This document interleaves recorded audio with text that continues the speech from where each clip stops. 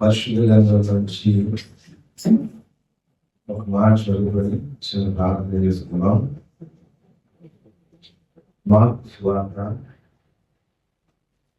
15వ అధ్యాయం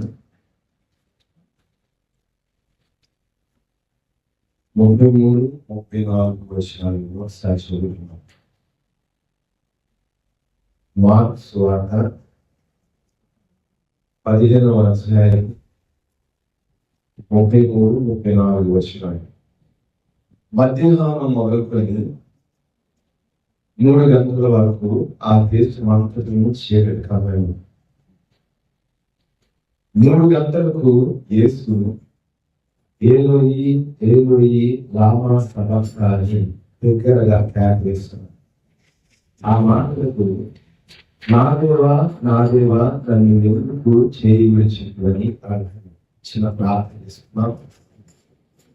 చదవబడిన లేఖన భాగం ద్వారా దేవుడు మనందరితో మాట్లాడాలి.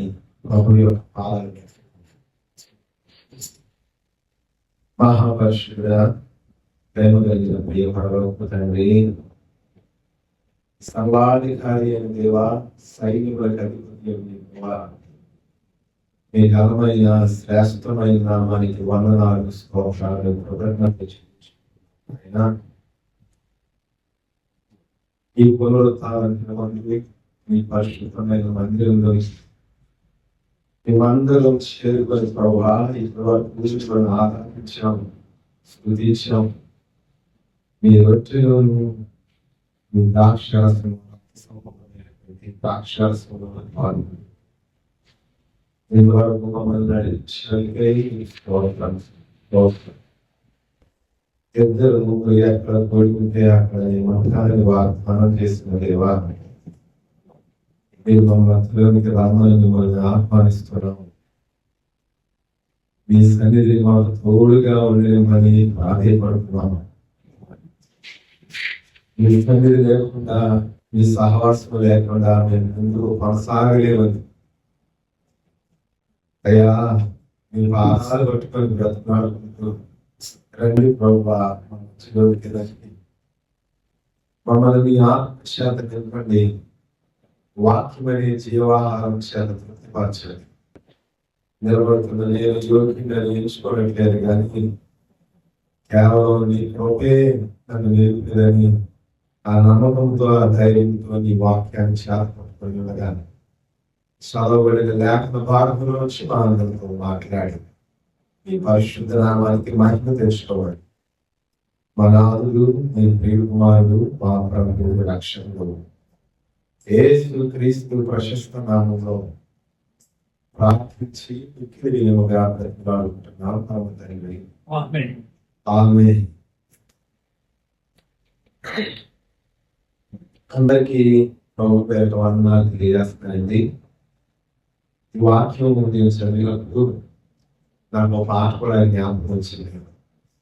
ఆ పాట కూడా మన అందరి హృదయాన్ని కదిలించే పాట. ఒకసారి ఆ పాట పాడాలని నేను ఆశపడతా ఉన్నాను. అనాదిలో వధింపబడిన గొర్రె పిల్ల, ఆదిలో వధింపబడిన గొర్రె పిల్ల, ఇస్సాకుకు ప్రతిగా బలి అయిన ఇస్సాకుకు ప్రతిగా బలి అయిన గొర్రె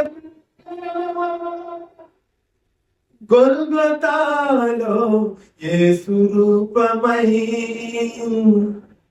వధించబడిన గొర్రె పిల్ల,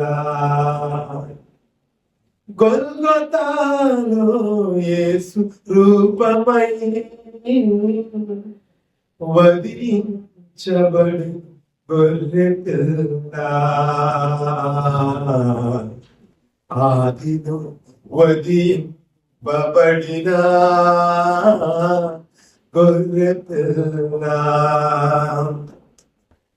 వదకుతే మడిన గొర్రె పిల్లవాలే మౌనియాయను బలియాగమాయను. వదకుతే బడిన గొర్రె పిల్లవాలే మౌనియాయను బలియాగమాయను. తన రుధిరముతో నన్ను కొనెను, అది అనాది సంకల్పమాయను. తన రుధిరముతో నన్ను కొనెను, అది అనాది సంకల్పమాయను. ఆదిలో వధింపబడిన గొర్రె పిల్ల, అనాదిలో వధింపబడిన గొర్రె పిల్ల. తండ్రి చిత్తము నెరవేర్చుట కొరకే శరీరధారియను సజీవయాగమాయను. తండ్రి చిత్తము నెరవేర్చుట కొరకై శరీరధారియను సజీవయాగమాయను. మరణమును గెలిచి లేచెను, అది అనాది సంకల్పమాయను. మరణమును గెలిచి లేచెను, అది అనాది సంకల్పమాయను. అనాదిలో వధింపబడిన గొర్రె పిల్ల, వధింపబడిన గొర్రె పిల్ల. దేవుని పరిశుద్ధ నామానికి మహిమ కలుగును గాక. ప్రియమైన దేవుని సంగమా, సహోదరి సహోదరులారా, ఆది నుండి వదిలింపబడుతున్నటువంటి గొర్రె పిల్ల 2000 సంవత్సరాల క్రితం మాత్రమే కాదు, ఆది నుండి వదిలింపబడుతున్నాడు. అంటే దీనికోసం, దానికోసం మనం పనిచేస్తాం. ఆయన సృష్టికర్త అయిన దేవుడు, సమీపింపరాని తేజస్సులో వసిస్తున్న అమరత్వం కలిగిన దేవుడు. ఆయన తన మహిమను విడిచిపెట్టి ఈ లోకానికి రక్త మాంసాలు పారివాడై దాసుని స్వరూపం ధరించి 33.5 సంవత్సరాలు మధ్య జీవించాడు. ఆఖరి క్షణాల్లో ఆ గొల్గొతా కొండ మీద ఆ కల్వరి శిలువలో వేలాడుతూ ఆయన పలికిన 7 మాటల్లో 4వ మాటని ఈరోజు మనం చదువుకున్నాం, ధ్యానం చేయబోతాం. సృష్టికర్త అయిన దేవుడు దగ్గరగా కేక వేసినటువంటి క్షణం అది. ఏమని? నా దేవా, నా దేవా, నన్నెందుకు చేయి విడిచితివి? ఎంత బాధ కలిగిస్తున్నట్టే మాట. అంటే నిజంగా ఇది ధ్యానం చేస్తున్నప్పుడు ఆలోచించగలిగితే, మనల్ని కన్న తండ్రి మనల్ని ఈ లోకంలో విడిచిపెట్టేస్తే, నువ్వు నా వద్దురా, నువ్వు ఇంట్లో నుంచి వెళ్ళిపోరా, నీతో నాకు సంబంధం లేదురా అని పెట్టేస్తే, ఆ కొడుకు గాని ఆ కుమార్తె గాని, ఒక తల్లి నీతో నాకు సంబంధం లేదు, నువ్వెవరో నాకు తెలియదు, ఇక నుంచి నేను నిన్ను విడిచిపెట్టేస్తున్నాను అంటే గనక లోక సంబంధమైనటువంటి మానవులు మనం ఎంత బాధపడతాము, ఎంత వేదన చెందుతాము. ఇంకెవరున్నారు? కన్న తల్లిదండ్రులు తప్పితే ఈ లోకంలో నా అంటూ ఎవరైనా ఉన్నారంటే నన్ను కన్న తల్లిదండ్రులే. నా స్నేహితులు కాదు, బంధువులు కాదు, కొలీగ్స్ కాదు, కన్న తల్లిదండ్రులే నా సొంతం అనుకుంటాం. వారు కూడా పిల్లల్ని వాళ్ళే నా సొంతం అనుకుంటారు. వారిని మించిన ప్రపంచం ఈ లోకంలో లేదు, వీరే అని అనుకుంటూ జీవిస్తూ ఉంటాం. అలాంటి వారు పిల్లల్ని పంపించేస్తే, గింజేస్తే, ఎవరో తెలియదంటే విడిచిపెట్టేస్తే, ముఖం పక్కకి తిప్పుకుంటే ఆ హృదయంలో కలిగే వేదన మాటలతో వర్ణించలేము, మాటలతో వివరించలేము. ఆ సందర్భాన్ని ఇక్కడ మనం చూస్తాం. ప్రభువైన యేసు క్రీస్తు వారు తండ్రిని వదిలి ఈ లోకంలో 33.5 సంవత్సరాలు జీవించారు. 33.5 సంవత్సరాలు ఈ లోకంలో జీవించినప్పటికీ ఆయన ఎప్పుడు తండ్రికి వేరుగా నేను లేను అని మాట్లాడుతూ, తండ్రితో ఆ సహవాసాన్ని కొనసాగించడానికి, ఆ రిలేషన్షిప్ ని బిల్డ్ చేయడానికి ఎప్పుడు ఆయన ఏం చేసేవాడంటే ప్రార్థన చేయడానికి ఒంటరిగా వెళ్ళేవాడు. ఒంటరిగా తండ్రితో సహవాసం చేసేవాడు. ఒంటరిగా ఎక్కువ సమయం, రాత్రంతా పగలు ఎప్పుడు సమయం దొరికితే అప్పుడు నిద్రించడానికి ఆయన సమయాన్ని వెచ్చించలేదు, కాలయాపన చేయడానికి ఆయన సమయాన్ని వెచ్చించలేదు. ఎప్పుడు తండ్రితో సహవాసం చేయడానికి, మిగిలిన సమయాన్ని అంతటిని తండ్రితో మానవుల్ని అనుసంధానం చేయడానికి ఆయన ఈ లోకంలో జీవించాడు. ప్రియమైన సహోదరి సహోదరులారా, అలా చేస్తూ తండ్రి అప్పటి వరకు ఆయన తండ్రి కలిసి ఉన్నారు. ఆయన అంటాడు, శిష్యులు ఒక సందర్భంలో ఫిలిప్పు గారు వచ్చి, ప్రభువా నాకు తండ్రిని కనబరచు అని అడిగితే, ఫిలిప్పు ఇంకా నువ్వు నన్ను గుర్తించలేదా? ఇంకా నువ్వు తండ్రిని చూడనట్లుగా మాట్లాడుతున్నావా? తండ్రియు నేను ఏకమై ఉన్నాము, తండ్రి నేను వేరుగా లేము, ఒక్కటై ఉన్నాము, నన్ను చూసిన వాడు తండ్రిని చూసినట్లే మాట్లాడాడు. అయితే ఆయన 33.5 సంవత్సరాల్లో ఆఖరి క్షణాల్లో మాత్రం తండ్రి తన కుమారుడిని విడిచిపెట్టి వెళ్ళిన పరిస్థితి మనం చూస్తాం.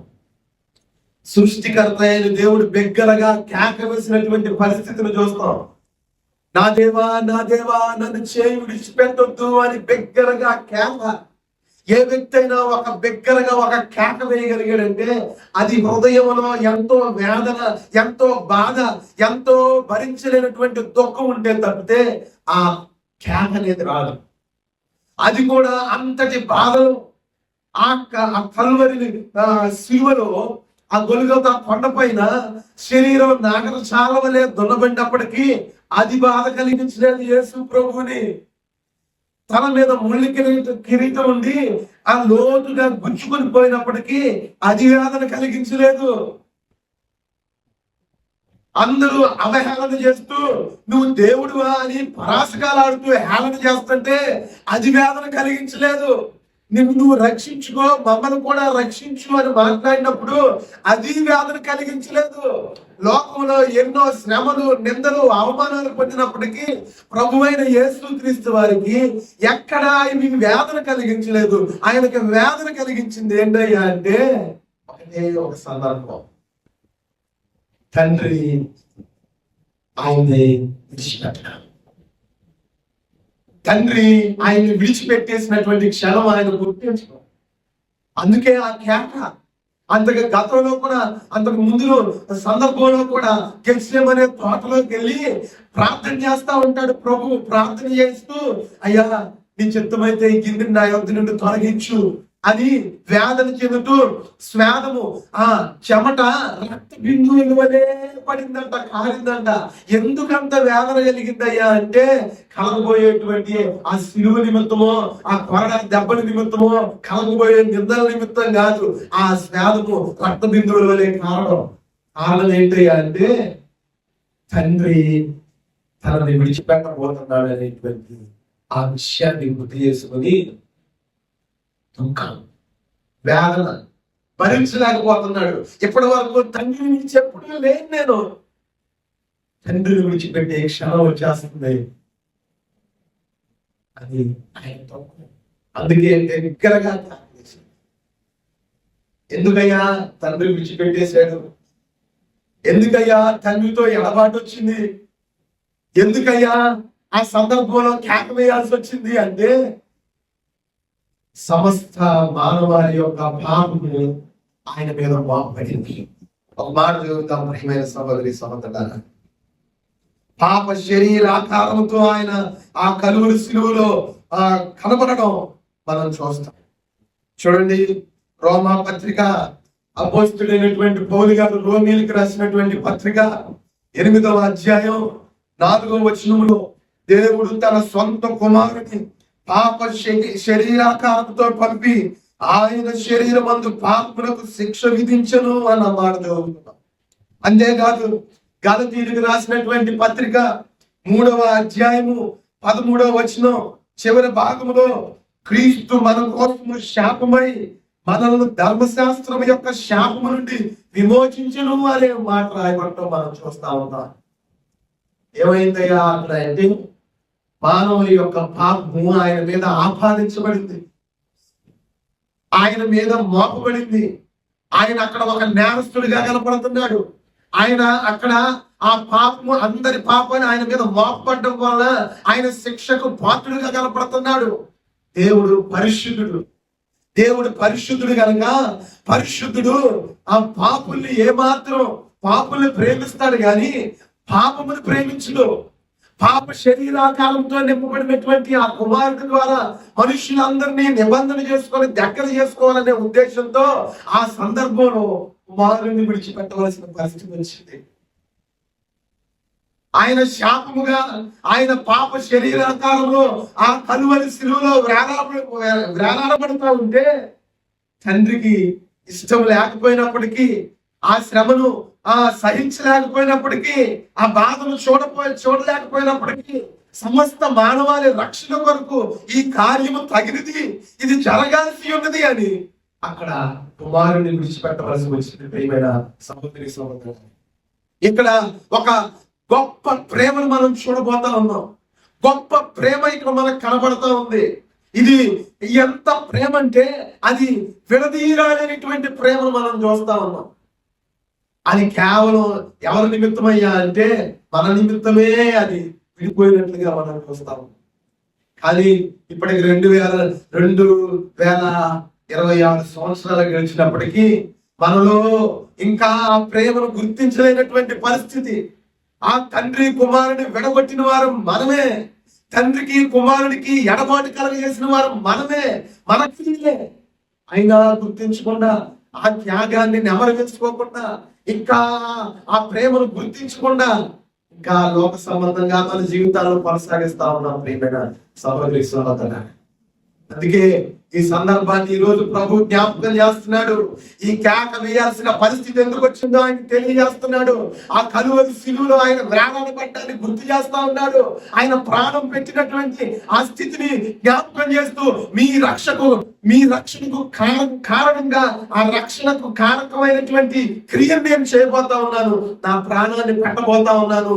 ఇది నా నిమిత్తం కాదు, మీ నిమిత్తము అని తెలియజేస్తా ఉన్నాడు. ప్రియమైన సహోదరి సహోదరు, ఇంకా మనం గుర్తించలేనటువంటి పరిస్థితి,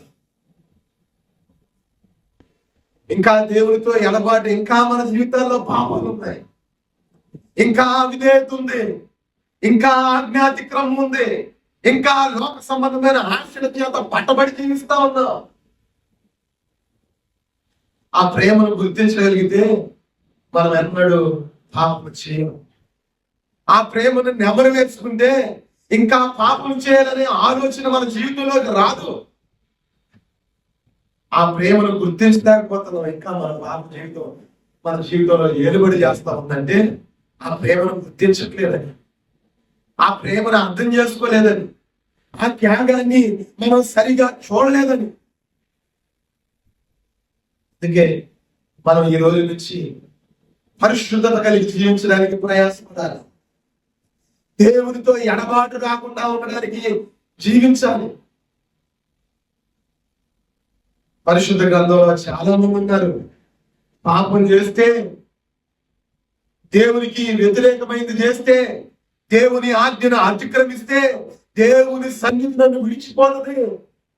దేవుడు నన్ను విడిచిపెట్టేస్తాడు, ఆయనకి నాకు ఎడబాటు వస్తుంది అని చెరసాలకు వెళ్ళడానికైనా సిద్ధపడ్డారు. అవమానాలైనా సహించారు, ప్రాణాలు పోగొట్టుకోవటానికైనా నిలబడ్డారు. తప్పితే పాపం చేయడానికి ఎక్కడ తల వంచిన దాఖలాలు కొంతమంది భక్తుల జీవితాల్లో లేవు. ప్రియమైన సహోదరి సహోదరులారా, ప్రభు అయిన యేసు క్రీస్తు వారు ఏ పాపము చేయకపోయినా ఆయన మనందరి పాపమును ఆయన మీద వేసుకొని ఆయన మోసి మనకి విడుదల విమోచనము కలగజేసి మనల్ని రక్షించాడు. అయినా సరే ఇంకా లోకంలో మనం జీవిస్తా ఉన్నాం, పాపంలో జీవిస్తా ఉన్నామంటే ఒకసారి మనం అర్థం చేసుకోవాలి. గతంలో భక్తుల జీవితాలు పాపం నుంచి ప్రత్యేకించుకున్నటువంటి సందర్భాలను నెంబర్ వేసుకోవాలి. ఎందుకు చెరసాల్లోకి వెళ్ళడానికైనా సిద్ధపడ్డారు, ఎందుకు శిరఛేదనానికైనా తలలు వంచారు, ఎందుకు మనం మసమస కాగుతున్నటువంటి నూనెలోనైనా దింపబడ్డానికి ఒప్పుకున్నారు, ఎందుకు తలక్రిందులుగా సిలివేయబడ్డానికైనా, బల్యాలతో పొడవబడ్డానికైనా, రాళ్లతో కొట్టబడ్డానికైనా వారి శరీరాన్ని అప్పగించుకున్నారు అనే దాన్ని మనం ఒకసారి అర్థం చేసుకోవాలి. ప్రాణాలైనా పోవాలి కానీ పాపం మాత్రం మాకు అంటకూడదన్నారు. ఆ స్థాయిలోకి మనం కూడా రావాలి. ఈరోజు ప్రభు వాక్య భాగం నుంచి మనం గుర్తు చేస్తుంది అదే. పరిశుద్ధ గ్రంథంలో ఆదికాండం 19వ అధ్యాయంలో యోసేపు పాపం చేసే పరిస్థితులు వస్తే పాపం చేయను అని పారిపోయాడు అక్కడి నుంచి.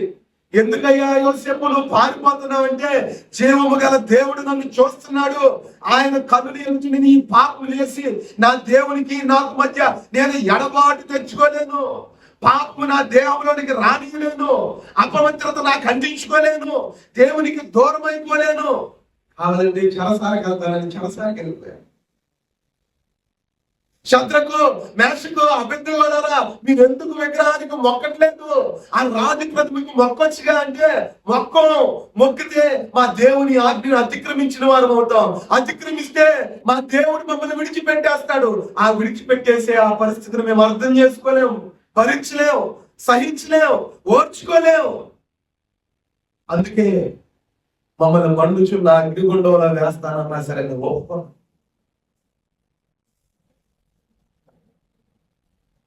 దానిలో నీకు ప్రార్థించొద్దు, నీకు శాసనం పుట్టింది కదా, ఎందుకు చేస్తున్నావు అంటే దాని మీద అంటాడు, అమ్మో నేను ప్రార్థన చేయకుండా ఉండలేను, నా దేవుడితో సహవాసం అది, నా దేవుడితో కలిసి ఉండే క్షణం అది, నా దేవుడితో మాట్లాడే సందర్భం అది. రోజుకు ముమ్మారు చేసే అలవాటు కలిగిన వాడిని రోజు దేవుడితో మాట్లాడకుండా ఎట్లా ఉండేది?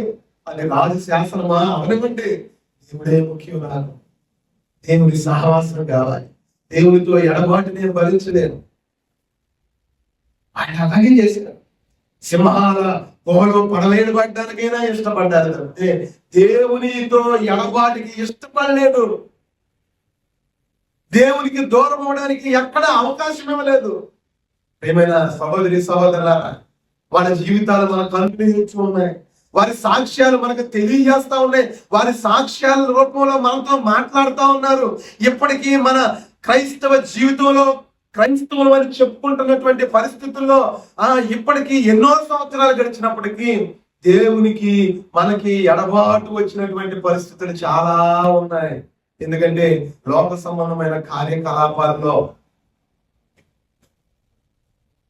అనుకోని రీతిలో కావాలనో లేకపోతే తెలియని స్థితిలోనో తప్పని స్థితిలోనో దేవునికి దూరం అయిపోయిన పరిస్థితులు ఎన్నో. ఈరోజు ఒక పశ్చాత్తాపంలోనికి రావాలి. గత జీవితంలో దేవునికి దూరం అయిపోయిన పరిస్థితులను జ్ఞాపకం చేసుకొని నెమరు వేసుకుంటూ పశ్చాత్తాపం పొంది, అయ్యా పలానా సందర్భంలో నీకు అవిధేయమైంది చేశాను, నీకు దూరం అయిపోయాను, నేను నీ ప్రేమను గుర్తించలేదు, ఆ సిలువలో ఆ ఎడబాటు మా వల్లే కలిగిందన్న విషయాన్ని గుర్తించలేక ఇంకా అలాగే జీవిస్తున్నానని రోజు పశ్చాత్తాప స్థితిలోకి రావాల్సినటువంటి పరిస్థితిలో ఉన్నాం.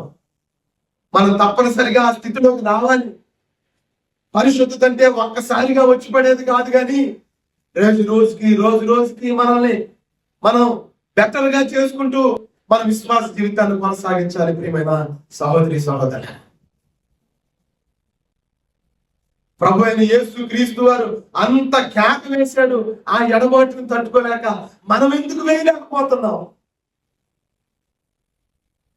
యేసు క్రీస్తు కంటే పరిశుద్ధమైన జీవితాన్ని మనం జీవిస్తున్నావా? లేదు కదా. అయినా కేక వేయటం లేదు. దాన్ని బట్టి ప్రభు పాదాలు పట్టుకొని బ్రతికినాడట్లేదు, ఒప్పుకొని చేయటం లేదు. దావీదు గనక నన్ను ఎవరు అడుగుతారులే, హేరోదు గనక నన్ను ఎవరు అడుగుతారులే, నేనేం చేస్తే? రాజులం కదా, అధికారులం కదా, నన్ను ప్రశ్నించేవారు ఎవరున్నారు, నన్ను చూసిన వారు ఎవరున్నారు అన్న రీతిలో మన జీవితాలు. కానీ యోసేపు ఆదికాండం 19వ అధ్యాయంలో ఒక మాట అంటాడు, దేవుడు చూస్తున్నాడు. ఆయన పేరే చూచుచున్న దేవుడు. మన దేవుడు చూచుచున్న దేవుడు. అందుకే మనం జ్ఞాపకం చేసుకోవాలి, నెమరు వేసుకోవాలి, పశ్చాత్తాపడాలి, ప్రభువుకి దగ్గరగా కేక వేయాలి. నీతో అనుసంధానం నేను అవ్వాలి, అంటుకట్టబడాలి, నీలోనే కొనసాగాలి. నీతో ఎడబాటు వచ్చే పరిస్థితి ఏదైనా సరే నేను దృఢంగా నిలబడేటువంటి ఆ స్టామినా, స్ట్రెంగ్త్, ఆ విశ్వాసం నాకు కావాలి అన్నాడు. పరిశుద్ధ గ్రంథంలో ఒక ఇద్దరు వ్యక్తులు ఉన్నారు. అభిషేకించబడిన వారు, నాజీరు చేయబడిన వారు, దేవునికి ప్రతిష్ఠించబడినటువంటి వారు. వాళ్ళు దేవునికి దూరం అయ్యేటువంటి పరిస్థితులు కొన్ని వచ్చినాయి. అందరికీ తెలుసు, న్యాయాధిపతుల గ్రంథంలో ఒక సంసోను అనే న్యాయాధిపతి ఉన్నాడు. ఆ న్యాయాధిపతి పుట్టినప్పటి నుంచి దేవునికి నాజీరు చేయబడినటువంటి వాడు. అతడు దేవుని ఆత్మ చేత రేపబడుతున్నటువంటి వాడు. ఇశ్రాయేలీయుల విమోచన కొరకు పుట్టబడినటువంటి వాడు. అలాంటి వ్యక్తి చేయరాని కార్యములు చేసి ఉండకూడనటువంటి స్థలంలో ఉండి దేవుని ఆత్మ అతన్ని విడిచిపెట్టి వెళ్ళిపోయేలాగా అతని జీవితం ఉంది. దేవుడు అతన్ని ఎడబాసినట్లుగా అతను ఎడగకున్నాడంట. దేవుడు విడిచిపెట్టేసినటువంటి విషయం కూడా గుర్తించలేనటువంటి పరిస్థితిలో ఉన్నాడు. న్యాయాధిపతి, నాయకుడు. ఏమైనా సహోదరి సహోదరులారా, గుర్తించగలుగుతున్నామా దేవుని సన్నిధి మనల్ని ఒకవేళ విడిచిపెడితే? గ్రహించగలుగుతున్నామా? సౌలు కూడా అంతే. సమూయేలు గ్రంథం 15వ అధ్యాయంలో సౌలు గురించి మాట్లాడుతూ, సౌలు ఆజ్ఞను అతిక్రమించాడని, అతన్ని దేవుని ఆత్మ ఎడబాసినని, దురాత్మ ఒకటి వచ్చి అతన్ని పట్టిందని మనం చదువుకుంటాం. సౌలు సామాన్యమైన వ్యక్తి? ఇశ్రాయేలీయుల ప్రతిష్ఠిత జనాంగం. ఇశ్రాయేలీయులు దేవుని యొక్క ప్రతిష్ఠిత జనాంగం, దేవుని యొక్క స్వాస్థ్యం. వారి మీద రాజుగా, మొట్టమొదటి రాజుగా నియమింపబడినటువంటి వ్యక్తి, అభిషేకింపబడినటువంటి వ్యక్తి. అలాంటి వ్యక్తి మనుషుల మెప్పును కోరి, మనుషులను సంతోషపెట్టాలనే ఉద్దేశంతో దేవుని ఆజ్ఞను అతిక్రమించి, దేవుని యొక్క హృదయాన్ని నొప్పించి, కర్ణ పిశాచముల వెంటబడి, శకునములు చూచు, మంత్రసానుల దగ్గరకు వెళ్ళుచు ఆయన జీవితం భ్రష్టత్వంలోకి వెళ్ళిపోయింది. అదే దేవుడు నిన్ను విడిచిపెట్టాడన్న విషయాన్ని గ్రహించగలుగుతున్నావా సౌలు అంటే? సమూయేలు వచ్చి ఒక సందర్భంలో ప్రవక్త అయిన సమూయేలు సౌలు దగ్గరకు వచ్చి, నువ్వు చేస్తున్న పనేంటిది? దేవుని ఆజ్ఞను అతిక్రమించావేంటి అంటే, తప్పైపోయింది, నా తరపు నువ్వు వెళ్ళి ప్రార్థన చేయి అంటాడు. తప్పు చేసింది నువ్వు, నీ కోసం ప్రార్థన చేయాల్సింది ప్రవక్త గారా? ఇలా అయిపోయింది. అందుకే ఈ సంసోను జీవితం, ఈ రాజు అయినటువంటి సౌలు జీవితం, ఈ రెండు జీవితాలు ఒకసారి మనం జ్ఞాపకం చేసుకోవాలి. దేవుని ఆత్మ వీరిద్దరిని విడిచిపెట్టేయడం వల్ల, దేవునితో వీరికి ఎడబాటు రావడం వల్ల వారి జీవితాలు అర్ధాంతరంగా మధ్యలోనే ముగిసివేయబడ్డాయి. భయంకరమైనటువంటి మరణం వారి జీవితంలోకి వచ్చింది. ఒకవేళ దేవుడు వారితో ఉంటే అలాంటి భయంకరమైనటువంటి మరణం వారి జీవితంలోకి వచ్చేది కాదు. ఆయన భక్తుల మరణం గురించి కీర్తన గ్రంథంలో మాట్లాడుతూ, యెహోవా భక్తుల మరణం ఆయన దృష్టికి విలువగలది. కానీ సంసోను మరణం విలువగలదుగా ఉందా అంటే లేదు. మరి సౌలు జీవితం ముగింపు విలువగలదుగా ఉందా అంటే లేదు. సౌలు ఆత్మహత్యా ప్రయత్నం చేశాడు. కొన ఊపిరితో కొట్టుమిట్టాడుతూ ఉంటే, ఇదిగో నా ప్రాణం కొన ఊపిరితో కొట్టుమిట్టాడుతూ ఉంది, నన్ను చంపే ప్రాధేయపడుతున్నాడు. అలాంటి స్థితిలోకి వెళ్ళిపోయాడు. ఎవరు? అభిషేకింపబడినటువంటి వ్యక్తి. ఎందుకయ్యా ఈ సందర్భాలను జ్ఞాపకం చేస్తున్నానంటే, ప్రియమైన సహోదరి సహోదరులారా, మనం దేవునికి మనకి మధ్య ఎడబాటు ఏమైనా వచ్చిందా లేదా అనేది గుర్తించి రిపెంటెన్స్ లోకి రావాలి, పశ్చాత్తాపంలోకి రావాలి, బిగ్గరగా కేక వేయగలగాలి. కీర్తనలు 51వ కీర్తన దావీదు ఇలాగే ప్రార్థన చేస్తాడు.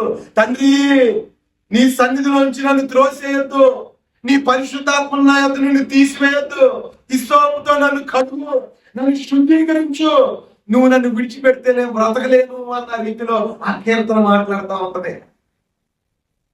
నన్ను త్రోసేయొద్దు, నన్ను విడిచిపెట్టొద్దు, నందు శుద్ధ హృదయం కలగజేయ అని మాట్లాడుతూ ఉంటాడు. ఎందుకయ్యా అంటే అతనికి తెలుసు సంసోను జీవితంలో ఏం జరిగిందో, అతనికి తెలుసు సౌలు యొక్క జీవితంలో ఏం జరిగిందో, దేవుడు ఎడబాస్తే వారి ముగింపు ఎలా అయిపోయిందో దావీదుకి తెలుసు. మనం కూడా గుర్తించాలి, మనం కూడా గ్రహించాలి. ప్రియమైన సహోదరి సహోదరులారా, ఈ సందర్భాలన్నీ తెలుసు ప్రభు అయిన యేసుక్రీస్తు వారికి. ఆయన కూడా కేక వేస్తున్నాడు. దేవునితో ఎడబాటు వచ్చినందుకు, దేవుడు విడిచిపెట్టేసినందుకు, సమస్త మానవాళి పాపం ఆయన మీద మోపబడినప్పుడు ఆ గ్యాప్ వచ్చినందుకు కేక వేస్తున్నాడు. తండ్రి, తండ్రి, నన్నెందుకు చేయి విడిచావు? నేను తట్టుకోలేకపోతున్నాను, నేను భరించలేకపోతున్నాను నీ ఎడబాటుని అని. ఆ స్థాయిలో మనం భక్తి చేయట్లా, ఆ స్థాయిలో తండ్రిని ప్రేమించట్లా, ఆ స్థాయిలో దేవుని సహవాసాన్ని మనం కోరుకోవట్లేదు నేడు దినాల్లో. ఈరోజు అలాంటి సహవాసం, అలాంటి ఆ దగ్గరగా దేవునితో కలిసి ఉండేటువంటి ఆ స్థితిని మనం కోరుకోవాలని ఈ సందర్భంలో ప్రభు మనకి జ్ఞాపకం చేస్తా ఉన్నాడు. ప్రభు మనకి జ్ఞాపకం చేస్తా ఉన్నాడు. మన స్థితి ఎలా ఉంది? సౌలులాగా సంసోనులాగా మరిచిపోయి దేవుడు విడిచిపెట్టేశారా అన్న సంగతి కూడా గ్రహించలేని స్థితిలో ఉన్నావా? లేకపోతే ఆ యోసేపు లాగా, దానియేలు లాగా, ఆ శద్రకు, మేషకు, అబేద్నెగోలు, మొర్దెకై ఇలాంటి వారిలాగా అమ్మో మేము మొక్కితే దేవునికి దూరం అయిపోతాం, అమ్మో లోక సంబంధమైన వాటిలో మేము కార్యకలాపాల్లో పాల్పంపులు పొందితే దేవుడితో ఎడబాటు వస్తుందని ఏమైనా పర్లేదు, మమ్మల్ని మేము ప్రత్యేకించుకుంటాం, ప్రభువుకు ప్రతిష్ఠించుకుంటాం, దేవుడితో సహవాసం కలిగి ఉంటాం, దేవునితోనే మా మరణంలో కూడా అనేటువంటి తీర్మానంలోకి మనం రావాలి. ప్రియమైన సహోదరి సహోదరులు, ఆ తీర్మానంలోకి రాగలిగినప్పుడే దేవుడు సంతోషిస్తాడు. ఆ స్థాయిలోకి రానప్పుడు దేవుడు ఎప్పుడు మన నిమిత్తం చింతిస్తూ ఉంటాడు. అది మనం గ్రహించాలి. దేవుని వాక్య వెలుగులో మనల్ని మనం ప్రశ్నించుకోవాలి, పరిశోధించుకోవాలి, పేజీలు వేసుకోవాలి. ఆ బెల్షస్సర్ ఆ సందర్భంలో ఆ కొలతలో తూనికలో కాటా వేసి బెల్షస్సర్ని తూచాడంట.